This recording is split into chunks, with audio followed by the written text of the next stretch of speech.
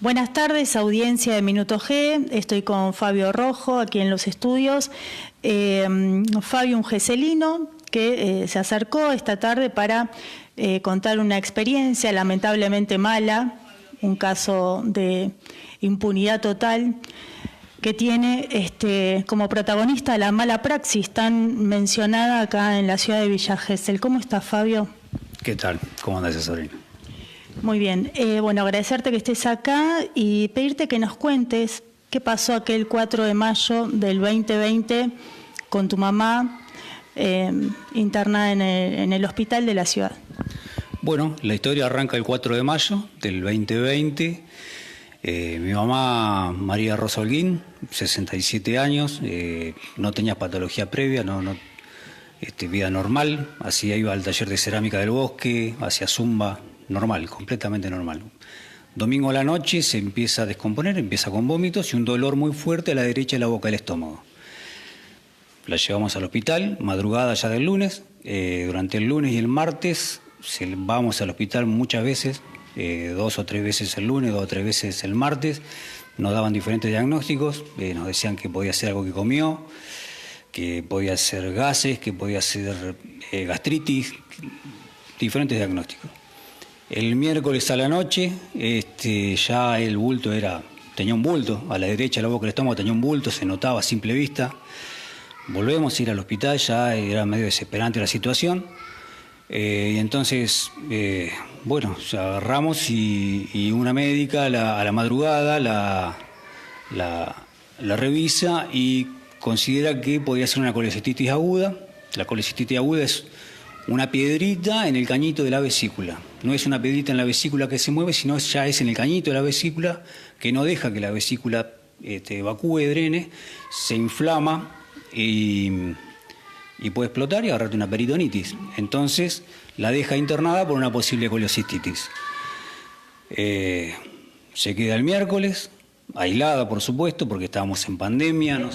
Eso quería hacer foco, ¿no? Pongamos toda esta historia lamentable en un contexto de pandemia, de pandemia fuerte con restricciones fuertes. Sí, no se podía circular, no había casos todavía, eran muy pocos los casos que había, acá en Gesell no había ninguno, no se podía circular, se salían con la alarma de la sirena de los bomberos, se avisaba que había que...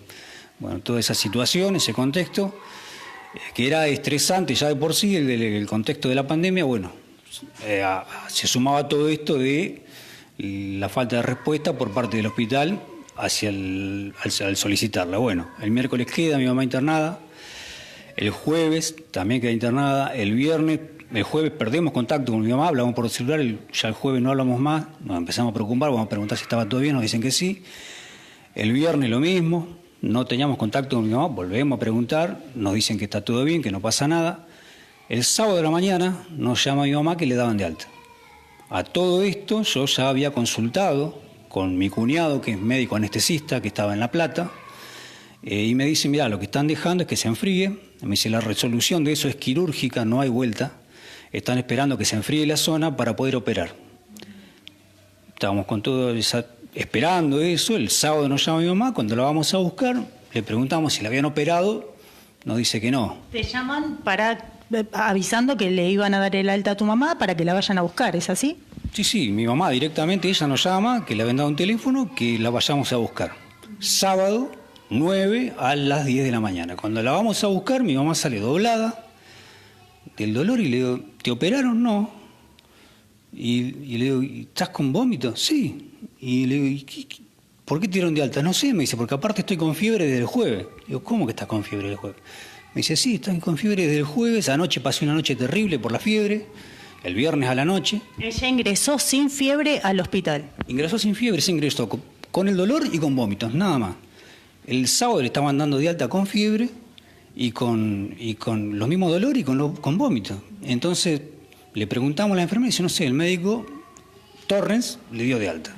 Visiblemente ya la notaban desmejorada, además de que ella, manifestara la fiebre la noche anterior, que no había podido dormir y demás, habían ya en su aspecto notado una desmejoría en esos días que había estado internada. Sí, porque ella venía, aparte de la fiebre, venía sin comer era sábado, venía sin comer desde el domingo, sumándole a los vómitos, sumándole a la fiebre, sumándole al dolor intenso. Entonces la llevamos a casa, no sabíamos realmente qué hacer. A las 6 horas tenía tanta fiebre que la llevamos de vuelta al hospital porque no sabíamos qué hacer, porque realmente no le bajaba la fiebre. ¿Quién firmó el alta en ese momento, ese sábado cuando la fueron a buscar? El cirujano Ezequiel Torrens. Ezequiel Torrens firma el alta. Y bueno, nosotros con eso volvemos al hospital a solicitar que hagan algo. La hacen pasar a mi mamá sola, a la guardia, le inyectan dipirona y nos dicen que no tiene nada. Nosotros le decimos, si no la tenía que operar, por lo que me había dicho mi cuñado, que había que operarlo, que esa resolución era quirúrgica, nos dicen que no tiene nada, que se vaya. Bueno, mi mamá se va. Volvemos a ir a la noche porque vuelve a las 6 horas, le vuelve a levantar fiebre. No se la podíamos bajar con nada, le dábamos Novalgina, le dábamos todo, no bajaba nada. Y ya ahí ya directamente la echan. Le dicen, tomátela, vos no tenés nada. Mi mamá pasa sola a la guardia el sábado de la noche. Le dicen, tomátela, vos no tenés nada. Ya te dieron de alta, andate de acá, no te quiero ver. Se lo dijo una médica en la guardia del hospital. ¿Qué médica la trató de esta manera tu mamá, Fabio, recordás? No, el nombre no, porque nosotros nos enteramos después. Sí la puedo identificar, visualmente la puedo identificar. El domingo pasó lo mismo. El domingo ya estábamos nosotros desesperados, no sabíamos qué hacer. En el hospital no nos daban respuesta, ya nos echaban directamente. Consultamos para salir de Gesell, nos dicen que no se podía salir. Nosotros decimos que vamos a salir igual, porque nosotros ya la situación era desesperante.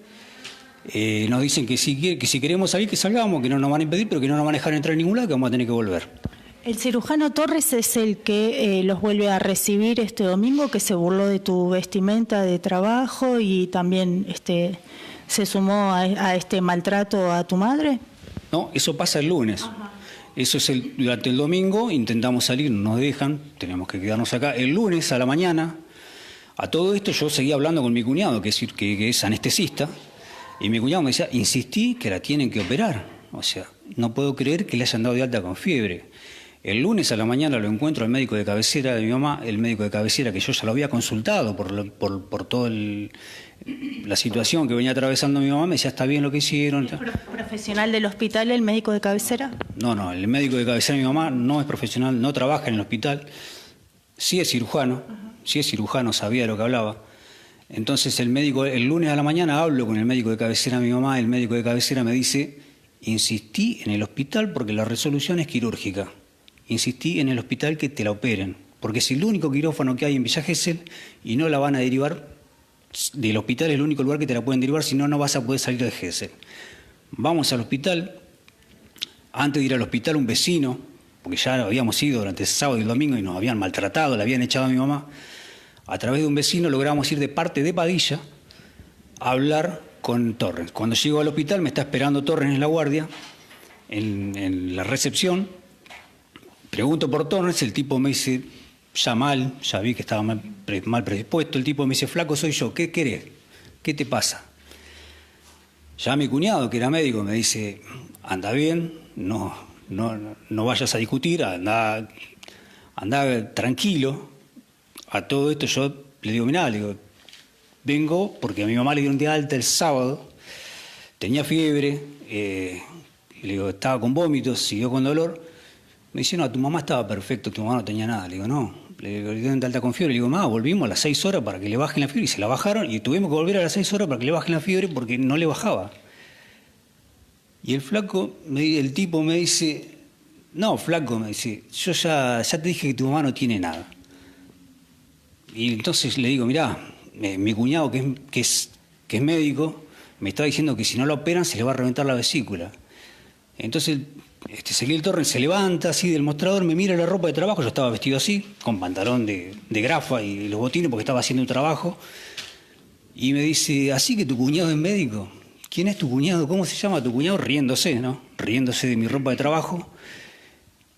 Yo en ese momento sinceramente pensé en romper las cosas y empezar a la trompada y dije, no, me tengo que calmar por mi mamá, me acordaba de mi cuñado, me quedé tranquilo, le dije el nombre de mi cuñado, la profesión que tenía, donde trabajaba, y me dice, bueno, dale, tráemela que esto es una guardia.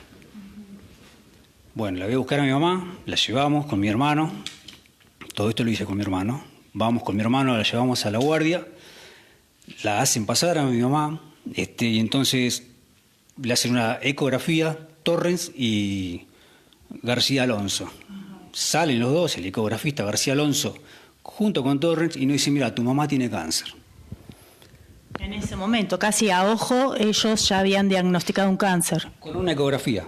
Nada más que con una ecografía me dice, tu mamá tiene cáncer. Por mi experiencia, me dice García Alonso, me dice, por mi experiencia yo te digo que tu mamá tiene cáncer. En ese momento, o sea, imagínate, nosotros se nos cayó todo porque lo que era una piedrita en la vesícula, lo que era algo fácil de resolver, según el médico de cabecera, según mi cuñado, se transformó en un tumor. Entonces, nosotros, en nuestra ignorancia, pensamos que era verdad, que tenía un tumor. Bueno, nos quedamos con esa, salgo del hospital, nos dicen que a mi mamá la van a tener que trasladar porque no está la tecnología en este hospital para operar un tumor en vesícula, que hay que sacarle la vesícula, que hay que sacarle parte del hígado y que después se verá el tratamiento a seguir. Nosotros estábamos perdidos, realmente, desesperados porque ya se iba complicando todo. Hablo con mi cuñado y mi cuñado me dice, es imposible que con una ecografía te diagnostiquen un tumor. Podés tener una sospecha como médico, pero bajo ningún punto de vista le vas a decir a un paciente que tiene un tumor sin confirmar con un patólogo, sin confirmar con un estudio complementario. Es una locura lo que hicieron. Me dice, no puede ser. Hablo con el médico de cabecera, el médico de cabecera me dice exactamente lo mismo. Me dice, es imposible que te digan que te diagnostiquen un tumor con una ecografía. Me dice, no puede ser. Salvo, los dos me dijeron lo mismo, salvo que sea algo muy grosero y ya esté todo tomado y bueno, realmente no va a haber nada para hacer. Los dos me dicen, tanto el médico de cabecera como mi cuñado, pedile por favor, que le van a hacer algún estudio complementario. Le digo, me dijeron que le van a hacer una tomografía, pedirle una copia y alcánzamela que yo la hago ver, me dice mi cuñado con la gente que trabajo, y el médico de cabecera me dice lo mismo. Ante esto, nosotros con la familia, les comento a mi familia que nos están diciendo cualquier cosa, tomamos la decisión de sacarla del hospital. Vamos y decimos, bueno, la sacamos y la llevamos a otro lado. Con mi hermano hablamos, decimos, vamos para la ruta, encaramos, y que nos metan preso, pero por lo menos que la asista alguien.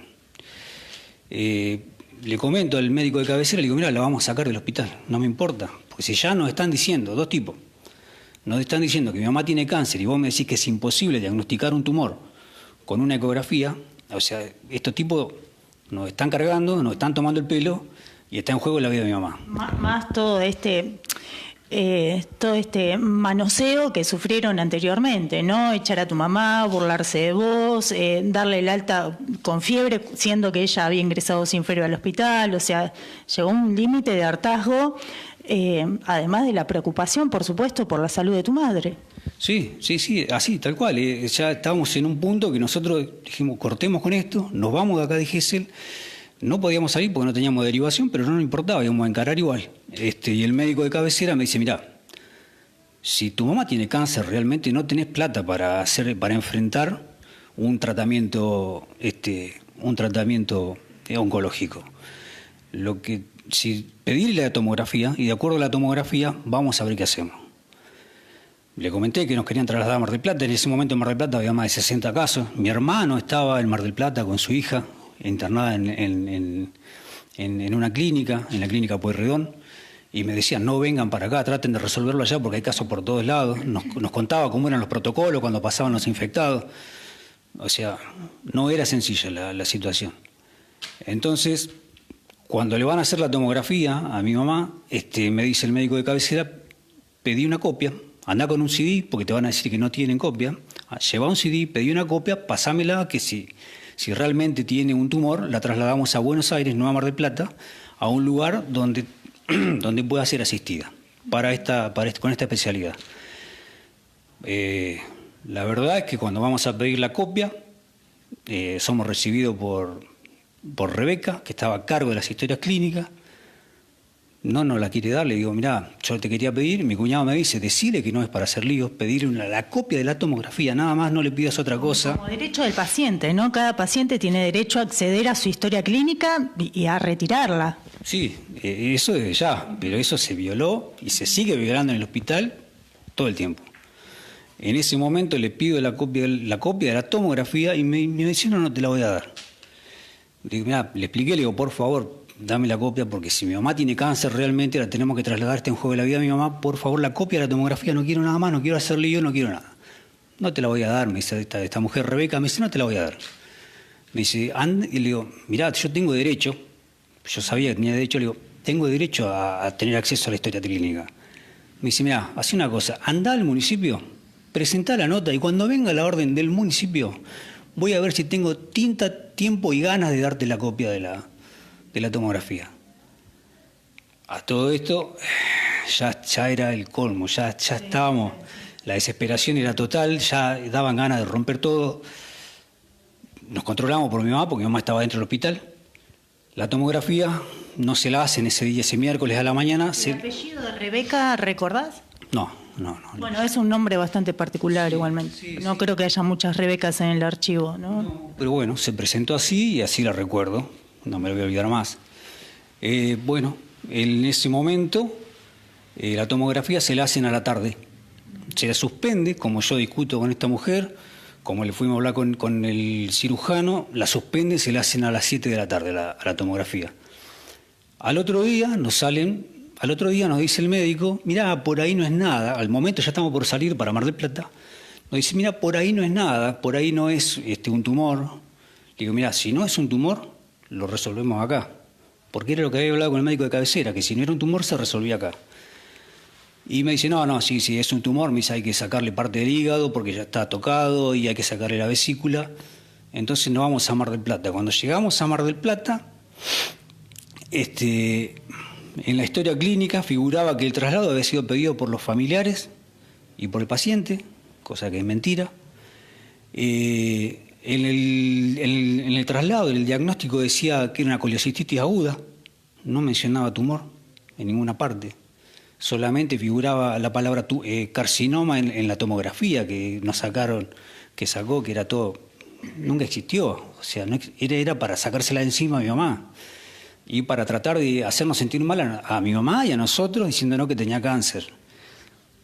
Bueno, llegamos a Mar del Plata, nunca mandan los estudios, los pedimos a Gesell, nunca los mandaron. Dice, ¿y qué sacaron? Le comenté una tomografía, nunca la mandan.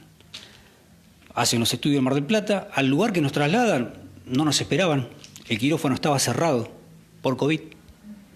Al lugar que nos trasladan el quirófano estaba cerrado por caso de COVID. Nos enteramos después, nos dice, el quirófano está cerrado acá. Y entonces nos ingresan por guardia, no había traslado. Nos dejan ahí, le hacen estudio a mi mamá. Todo esto era ya la otra semana. El lunes la operan a mi mamá. Cuando la operan a mi mamá el lunes, al otro día a la mañana hace una trombosis pulmonar, un paro respiratorio. Yo me quedé con ella porque tenía que ir y quedarse sola mi mamá. Logramos que uno se quedara con ella, me quedé yo con mi mamá, mi hermano volvió. ¿La trombosis a causa de qué? ¿Por qué se produce? Me lo dijo una médica, o sea, yo lo que quiero aclarar es que nosotros todo el tiempo estuvimos asesorados por mi cuñado que es anestesista y por el médico de cabecera que es cirujano. Y todo lo que yo digo lo digo porque me lo fueron diciendo médicos. Yo de medicina no entiendo, por eso me fui asesorando con la gente que sabía. Así todo no pudimos cambiar nada. La trombosis le agarra a mi mamá, la asisten, sale del primer paro respiratorio, le vuelve a agarrar otro a la hora, le agarra otro y una médica sale, la doctora Leis, sale y me pregunta hace cuánto tiempo que estaba mi mamá en el hospital. Le digo que estuvo 10 días y me dice, se olvidaron de anticoagularla en Gesell, tu mamá tiene una trombosis. La conclusión es que entonces ahí deciden llevar la terapia intensiva con una trombosis que estaba en un paro respiratorio. Mi mamá, estaba mi mamá en terapia y la médica de terapia me dice, mirá, no sé si va a sobrevivir. La verdad, no sabemos si va a sobrevivir, tenemos que esperar, son 48 horas. La realidad es que si sobrevive va a quedar con una deficiencia respiratoria muy grande, probablemente se quede con oxígeno de por vida. Así que bueno, esa era la situación. La conclusión es que mi mamá estaba en terapia, yo estaba en un departamento con mi viejo, con mi hermano, y nosotros decíamos, no podíamos creer que nosotros hacía 15 días habíamos ido a la guardia del hospital por una piedrita en la vesícula y estaba mi mamá en terapia intensiva con una trombosis pulmonar al borde de la muerte y que iba a quedar con secuelas de por vida. Todo porque, no sé, nosotros esperábamos que la justicia nos diga por qué, y evidentemente a la justicia no le interesa esclarecer nada y está todo metido en el mismo barro, digamos. Así que bueno, mi mamá sobrevive, pero esa estadía en la terapia intensiva la para en una situación mi mamá tenía un poco de fiebre y le tenía que poner oxígeno porque respiraba mal. Eso, la estadía en terapia le provoca, y el tratar de deshacer los coágulos que tenía en los pulmones, le provoca una hemorragia. Esa hemorragia se le infecta, la tienen que operar. Después eso le presiona músculos y órganos, la hemorragia de la pierna, la tienen que volver a meter a terapia 4 veces, y cada vez iba agravando más la situación. Mi mamá, cuando la trasladan a Mar del Plata, ya hacía 15 días que no comía. Hacía 10 días que no comía, perdón, hacía 10 días que no comía. Cuando la operan pasaba lo mismo, o sea, mi mamá estaba en un estado de debilidad total. Cuando la trasladan a Mar del Plata, en la ambulancia, mi mamá hablaba bajito, parecía que estaba con sueño, y porque estaba sin comer ya hacía 10 días. En un estado de debilidad total. Mi mamá llega a terapia, sobrevive esa terapia, queda muy mal. Y bueno, todo esto nos lleva 2 meses de estadía en Mar del Plata. Nosotros buscando para tratar de meternos en algún lugar, porque nadie la alquilaba, era en la pandemia. Logramos que alguien nos alquile un departamento, cuidándola con mi hermano, con mi viejo. 2 meses, esto nos llevó 2 meses en Mar del Plata, y 2 meses que la pasó terriblemente mal mi mamá, terriblemente mal. Y expuesta, bueno, vos mencionabas también a los virus hospitalarios, y más, reiteramos, en un contexto de pandemia en donde uno no sabía en dónde se podía agarrar el virus, y un hospital era, era un lugar en donde sabemos que muchos contagios se producían ahí mismo, ¿no? Sí, bueno, estando en Mar del Plata, dentro del mismo hospital de Mar del Plata, yo veía que los enfermeros no cumplían con los protocolos. Tomaban mate, se sacaban los barbijos. Hablé con mi familia y le digo, vamos a hacer la denuncia, porque ya hacía 2 meses, o sea, durante 2 meses estuvimos adentro del hospital. Y durante esos 2 meses vos ves todo. Y yo veía que los enfermeros se sacaban los barbijos, tomaban mate, no cumplían con ningún protocolo. Yo le digo, vamos a hacer la denuncia. Y llegamos a la conclusión que dijimos, reclamamos en Gesell y mirá dónde estamos. Fue la conclusión que llegamos, lamentablemente, y hoy me arrepiento de eso. Reclamamos en Gesell y mirá dónde estamos, mirá dónde está mamá. Dejemos todo como está. Al tiempo empieza a haber casos de COVID en Mar del Plata. En la clínica donde estábamos nosotros había un caso de COVID, nunca nos enteramos, un empleado de seguridad contagió a todo el piso porque nadie se cuidaba. Los pisos, los enfermeros, yo veía a los jefes de guardia, los jefes de enfermeros que pasaban de un piso al otro sin barbijo, tomaban mate. Y yo se lo decía a mi familia, si entra el COVID acá nos morimos todos. Y tal cual, cuando entró el COVID, a mi mamá la encontró con una insuficiencia respiratoria terrible, después de 2 meses, un estado de debilidad terrible. Entonces no sobrevivió, mi mamá no sobrevivió. Todo arranca porque se hacen las cosas mal desde el principio. O sea, mi mamá y los mismos enfermeros. Después todo esto termina, mi viejo internado 1 mes, al borde de la muerte, con el COVID. Nosotros aislados, también nos la pasamos bien. Y los enfermeros que sabían la historia, que sabían todo, le decían a mi viejo, las enfermeras del Intersonal, le decían a mi hijo, hagan la denuncia. Esto no puede quedar así, ustedes no tendrían por qué haber venido acá. Ustedes no tendrían por qué haber venido a Mar del Plata. Hagan la denuncia. Si no, esto no cambia más. Entonces, bueno, así, a los 20 días de estar mi mamá con COVID, la tuvieron que entubar. Sobrevivió 11 días entubada, y al momento de querer despertarla, se le provoca un daño, se despierta sola. Mi mamá se despierta sola justo en un cambio de guardia. Se intenta arrancar todo y muere por fallas desangrada por fallas por querer arrancarse las cosas. O sea que además de la imprudencia, del maltrato y toda esta cadena de irregularidades en el hospital de acá de Villa Gesell, las vuelven lamentablemente a vivir en el hospital de Mar del Plata también, porque un paciente en esas condiciones, bueno, supongo, tampoco soy médica y de medicina no entiendo nada, pero siempre tratamos, bueno, de asesorarnos con quienes saben, ¿no? Una paciente en esas condiciones es una paciente altamente de riesgo y tendría que haber estado cuidada permanentemente y no expuesta al virus que sabemos que causó estragos en el mundo. ¿Qué pasa cuando muere tu mamá, Fabio? ¿Decidís hacer la denuncia con la familia? ¿Qué acciones tomaste? ¿Cuándo pudiste, porque recuperarte también de tu estado emocional, supongo, ¿no? Que habrás quedado completamente roto, si decidís en el momento denunciar o si te llevó un tiempo? ¿Cómo fue ese proceso? No, nosotros todo el tiempo estuvimos conscientes que estaba todo mal. Todo el tiempo fuimos conscientes de que estaban las cosas mal. Estábamos esperando volver a Gesell para hacer la denuncia, para hacer las cosas que correspondían. Todo el tiempo estuvimos conscientes de eso. Mi mamá fallece el 3 de agosto, fallece mi mamá. Mi viejo seguía internado en el Intersonal. Le tengo que ir a decir a mi viejo por teléfono que falleció mi mamá. El 4 de agosto a la mañana presento un pedido de historia clínica en el Hospital Hussein de Mar del Plata. Tampoco pudiste despedir a tu madre. No, eso es imposible. Mi mamá ingresó, durante un mes no la vimos. Se hablaba algo por teléfono, cada vez era terrible y el hospital colapsó. El hecho de que no se tomaran las medidas de prevención provocó que colapsara el hospital. Se enfermaron todos los pisos, todos los enfermeros, falleció una enfermera.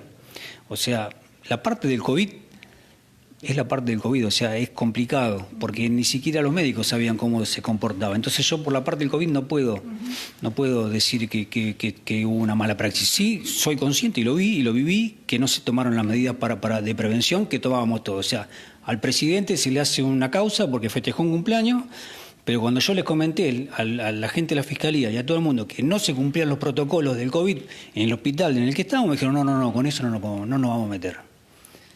Es la realidad. O sea, para algunos... ¿Y por qué no se iban a meter? ¿Qué argumentaban por qué no se iban a meter? Porque es difícil. Yo le dije, escuchame, tan sencillo como ver que en el Intersonal hubo brotes de COVID y había 4 infectados. La gente del área, nada más. En el Hospital Hussein, donde estábamos nosotros, hubo un caso de COVID y se enfermaron todos los pisos a la vez. Colapsó, no tenían enfermera, no tenían nada. Mi mamá no la asistía a nadie, quedó internada, aislada, sola, con la compañera, con Sara, que era de Madariaga. Solos quedaron, no los asistía nadie. Y ella nos decía por teléfono que nadie las asistía y nosotros le preguntábamos, decían, no hay enfermeros, están todos enfermos. Entonces, por eso, la parte del COVID, pueden decir que está colapsado por el virus, puede ser. Se hizo lo que se pudo. Entonces nosotros en ese sentido, por lo del COVID, decidimos dejarlo ahí, no seguimos adelante. La verdad que mi mamá encara el COVID en un lugar que no tendríamos que haber estado, en una situación que no tendría que haber estado.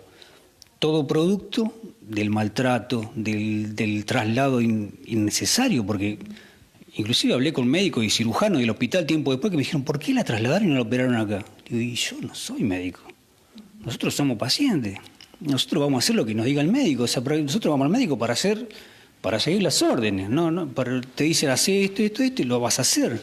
Ahora esta gente, volvimos de Mar del Plata, presento la nota pidiendo la historia clínica, fui al hospital, volvimos al hospital a ver si habían cambiado la política. Del hospital nos vuelven a mandar a la municipalidad. La historia clínica nos la dan en el hospital 15 días después, en legales del municipio me entregan la historia clínica de mi mamá. ¿Qué es lo que pasa ahora? Con esa historia clínica vos efectuás la denuncia con el doctor Villalba Diego, que es colaborador de la ONG de Gabriela Covelli. Sí, yo la denuncia la hago solo. No había conseguido abogado, yo todavía no había contactado con Gabriela. Estaba solo en ese momento, presento la denuncia solo como pude, porque la verdad, escribí lo que pude, presenté las pruebas que pude Y al tiempo lo agarra Diego al caso y empezamos a presentar. ¿Cuánto tiempo pasó hasta que llega el abogado a tomar el caso? Y un año y algo, un año y pico. Pasó en el 2020, en el 21 hago la denuncia porque yo ya me había cansado de ver abogados. Hablé con muchísimos abogados, lamentablemente, de la parte económica, lo que mueve todo. Es así. Para un obrero no tiene derecho a la justicia, es la verdad, es lo que pasa. Un obrero no puede pagar una presentación de un escrito, son 300, 400 mil pesos, un escrito. Una causa vale millones. Un trabajador no tiene justicia. Digan lo que digan, no tiene acceso a la justicia. En Villa Gesell, en la Argentina, no hay acceso a la justicia. Los trabajadores no tienen justicia porque quedan en manos de los fiscales y los fiscales están tapados de trabajo. Los únicos casos que van a mover van a ser los casos que tienen un abogado atrás que lo está presionando. Los casos de los obreros que no tienen abogado duermen en la fiscalía hasta que se archivan. Es la verdad. Es la verdad. Entonces nosotros presento la denuncia, el año pasado se hace la pericia, hace unos días me encuentro con la pericia oficial, al principio se creía que había dado favorable, que contaba todo, y cuando me dan la pericia oficial, me dicen que la pericia oficial que está todo bien, que se hizo todo bien, que está todo perfecto. Cuando tomo la pericia oficial hace unos días, que podía ser, porque realmente nosotros no habíamos hecho público nada, porque estábamos esperando, porque sobre el mismo hecho, la misma patología puede haber diferentes lecturas.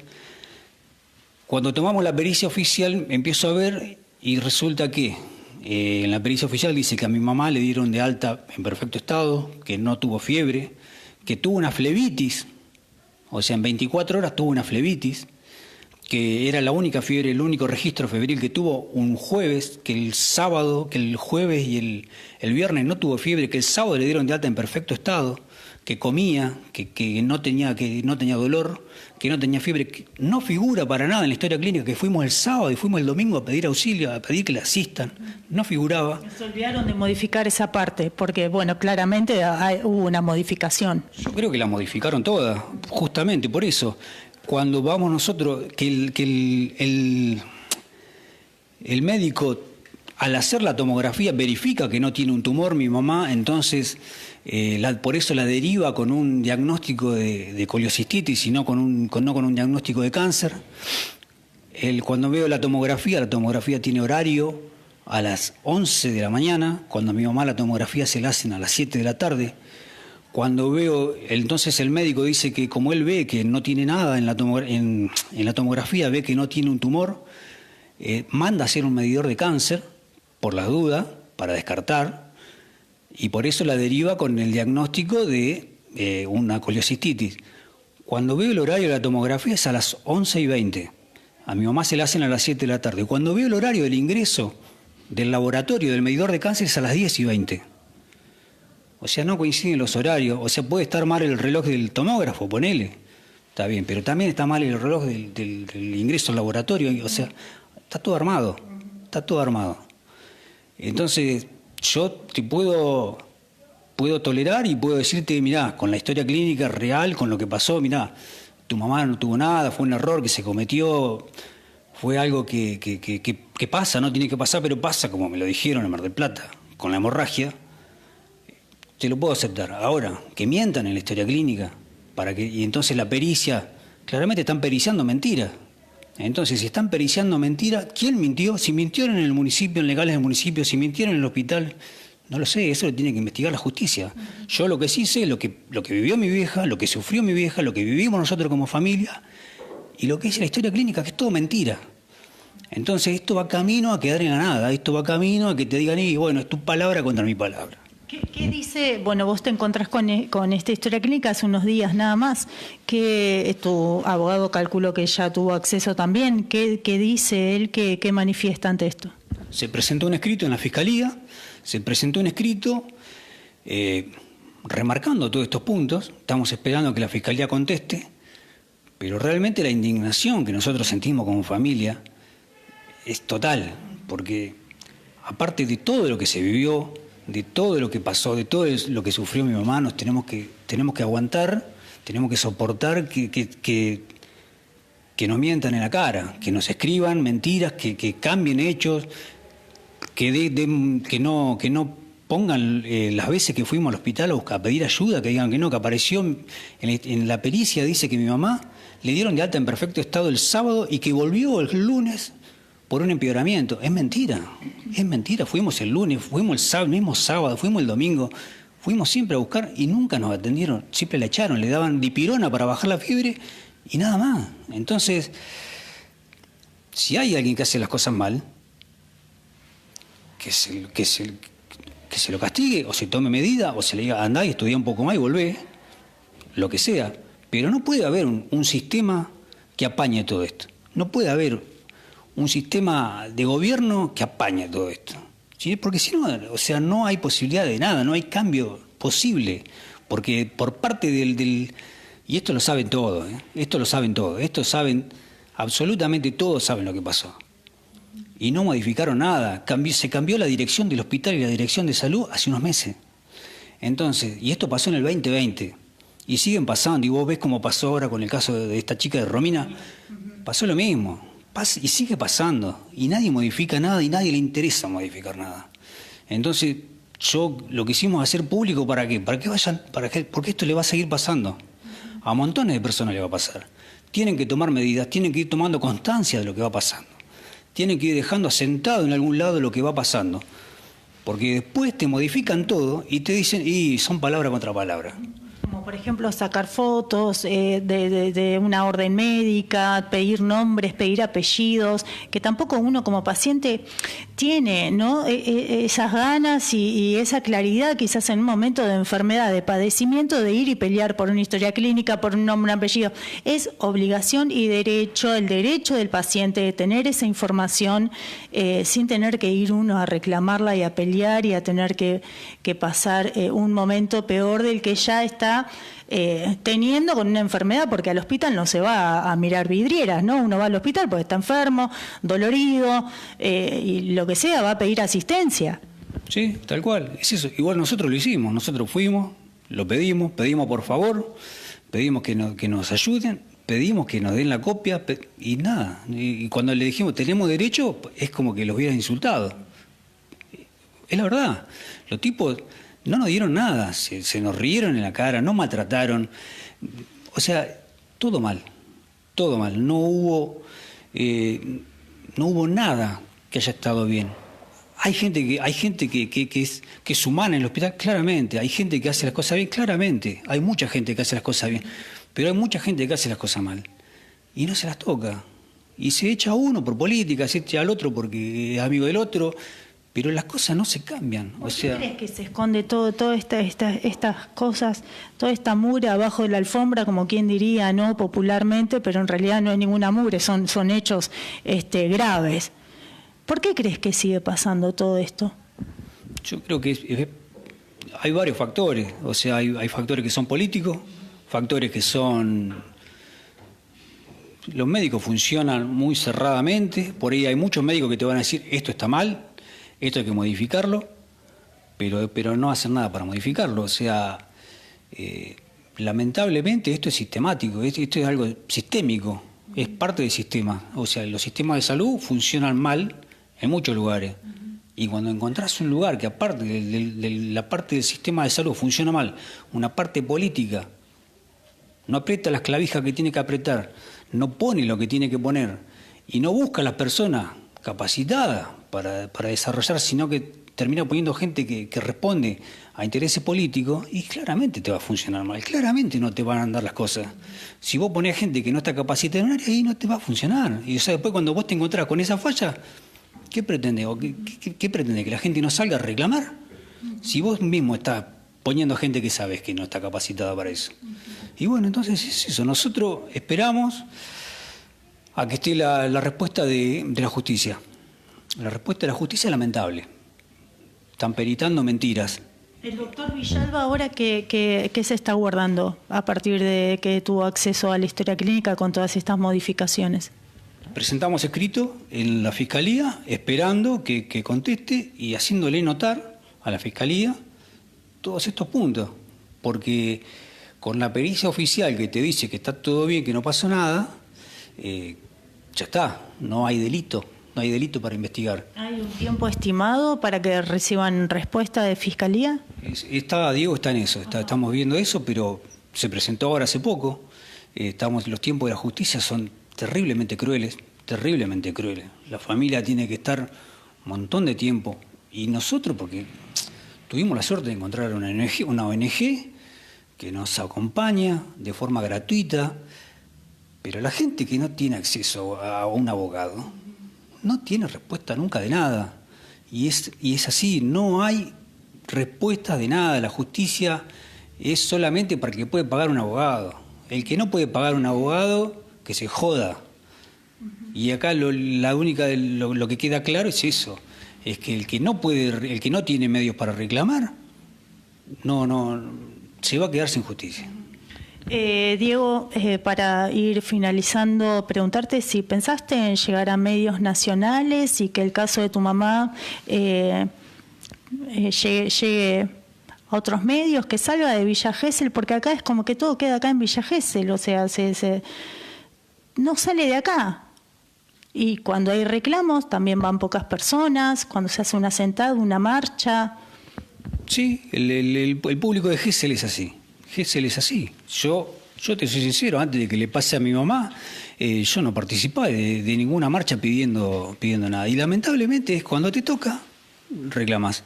Y es así, y es una realidad. Yo no reniego de eso, nací acá, sé cómo es Gesell. Y bueno, es así, al que le toca, lamentablemente le va a tocar a más gente. Y yo creo que en el fondo todos esperan que no le toque. Pero la realidad es que en algún momento le va a tocar y cada vez va a ser más grande la lista, porque cada vez son más grandes las falencias. Entonces, si no se hace algo para cambiar esta forma de ser del gesellino, y lamentablemente esto no va a cambiar, esto va a seguir para adelante. Y con respecto a los medios, nosotros no vamos a... No sé, creemos que más en la justicia que en otra cosa. Evidentemente, tampoco. Los medios, creo yo, que sirven para advertir a los vecinos que tomen las medidas que tengan que tomar, o que tengan cuidado, o que se acerquen a gente que los asesore, porque realmente el estado de abandono, el estado de desesperación que vivimos nosotros, el sufrimiento de mi vieja, no se lo deseo a nadie. Fabio, bueno, decirte que esperamos que pronto puedas darle un cierre, ¿no? Y empezar a duelar a tu mamá quizás desde otro lugar y no desde este pedido de justicia que estás reclamando y que ya te lleva años. Esperemos que ese momento llegue, que llegue pronto, y un abrazo para toda la familia, y agradecemos que hayas estado en Minuto G compartiendo este momento tan doloroso de tu vida. Gracias a ustedes por el espacio.